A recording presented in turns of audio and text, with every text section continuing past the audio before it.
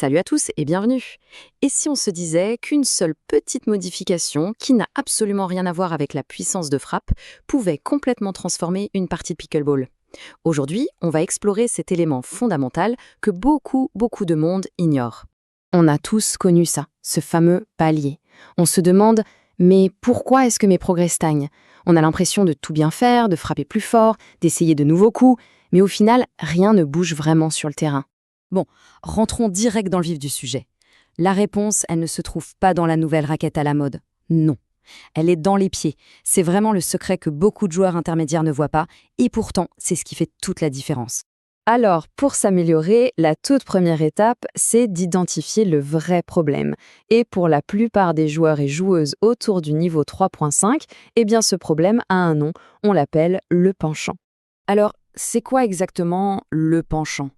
C'est tout simplement cette mauvaise habitude de se pencher avec le haut du corps, de tendre le bras pour aller chercher la balle, au lieu de faire le petit pas qu'il faut avec les pieds. C'est un réflexe. On essaye d'économiser de l'énergie, mais en réalité, ça nous coûte très cher en qualité de jeu. Et là, ce tableau, il illustre parfaitement les dégâts. Quand on se penche, on est déséquilibré, on a les talons qui sont comme cloués au sol, et surtout, le point de contact avec la balle est complètement irrégulier. Un coup c'est bon, un coup c'est mauvais. À l'inverse, un jeu de jambes actif, ça garantit l'équilibre, la réactivité sur la pointe des pieds et le plus important, la constance à chaque frappe. Bon, maintenant qu'on a vu le problème, passons à la solution. Et tout, absolument tout commence par la base, la position et l'équilibre. La clé, c'est d'avoir une position athlétique, d'être prêt à bondir. Pour ça, les pieds sont un peu plus larges que les épaules, ça donne une bonne stabilité. Les genoux, on les fléchit juste un peu, pas besoin de faire un squat de folie, hein. L'idée, c'est d'avoir le poids sur la pointe des pieds pour être réactif. Et bien sûr, la raquette devant, prête à tout intercepter. Avoir une bonne position statique, c'est un excellent début. Mais le pickleball, c'est un sport qui bouge tout le temps. Le déplacement, c'est donc vraiment la clé du succès. Et s'il y a un mouvement à maîtriser, c'est le split step. C'est ce petit saut qu'on fait, parfaitement synchronisé avec la frappe de l'adversaire, pour atterrir dans une position neutre et stable.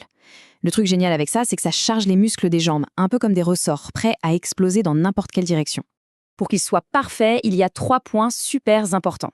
D'abord, le timing. Il faut atterrir juste avant que l'adversaire ne frappe. Pas pendant, pas après, juste avant.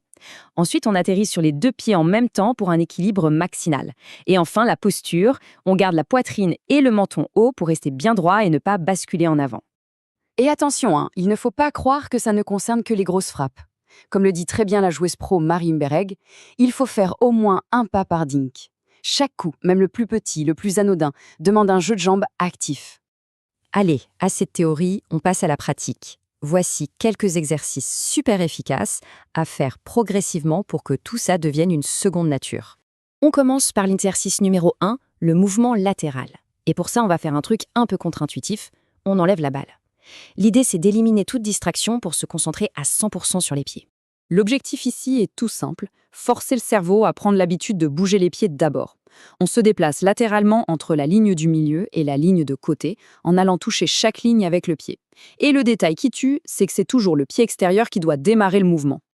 Ok, une fois que ce mouvement de base est bien ancré dans les jambes, il est temps de réintroduire la balle et de faire ça avec un partenaire. Là, le but du jeu, c'est de garder un point de contact constant. Le partenaire envoie des balles, un coup au centre, un coup sur le côté. Le travail, c'est d'utiliser le jeu de jambes qu'on vient de pratiquer pour se déplacer et frapper chaque balle exactement au même endroit par rapport au corps, idéalement près du pied extérieur. Et on renvoie tout gentiment au milieu. Et on termine avec l'exercice final, celui qui intègre tout ça dans un scénario qui ressemble vraiment à un match. On l'appelle l'exercice du 8. C'est génial parce que ça simule un échange de dinks hyper courant. Un joueur frappe toutes ses balles en diagonale, l'autre frappe tout droit devant lui. Ça oblige les 2 joueurs à se déplacer sur le côté en permanence en suivant une sorte de trajectoire en 8. L'équilibre, le split step, le positionnement, tout y est. Et c'est en pratiquant régulièrement ces exercices que la magie opère. La transformation est inévitable. Un meilleur jeu de jambes, ça a un effet domino absolument incroyable sur l'ensemble du jeu.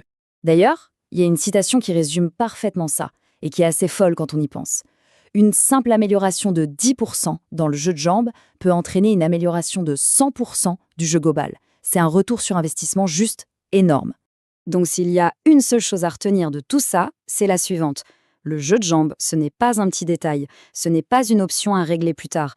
Non, c'est la fondation sur laquelle repose chaque coup, la constance, la puissance, le contrôle, tout part de là.